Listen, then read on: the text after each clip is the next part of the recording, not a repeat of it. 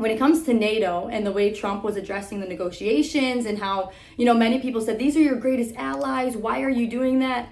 I think at every point and in any relationship, you have to evaluate if is this relationship a give and take, right? Is it a two-way street or is it a one-way street? We have that in our personal life. We have that in our business. Like, man, I feel like I'm giving and giving and giving, and the return isn't the same. And when you think of it in that way, similar to NATO, I think all the time, relationships, negotiations, business relationships, they need to be reevaluated. Okay, from what we agreed upon in the front, are we both coming through with what we agreed on? If not, then it needs to be addressed. And I think in terms of NATO, when you think of who spends the most money, who puts up the most taxpayer money, it's America. And therefore, we should have more leverage. We should have more negotiation power. We should be able to, address certain things that we don't agree with or that aren't living up to our standards because we're fitting the bill.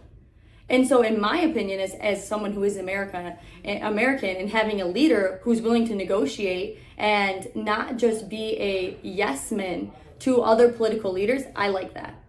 Because I have no problem with a little conflict sometimes. Conflict's good in relationships. If there's never conflict, it's probably because you aren't saying what you need to be said. There's no way you're in a relationship with someone forever and you never have a conflict. That's just impossible. It's something's brewing underneath the surface. And so I like a leader who's gonna address that on behalf of the American people, because at the end of the day, it's not Trump's money, it's not just the politicians' money, it's the American hard-earned tax money. And where is it going? Is it going to our benefit? Is it going to countries that are doing a lot for us? If not, then I don't think America should be beholden to fit the bill for all of our allies. I think allies is a term that needs to be understood, and it's not to say that people part of NATO are not our allies, but I also want to know, what does it mean to be an ally? Are we living up to it? If we're not, then I want to bring the negotiations and the terms and agreements back on the table.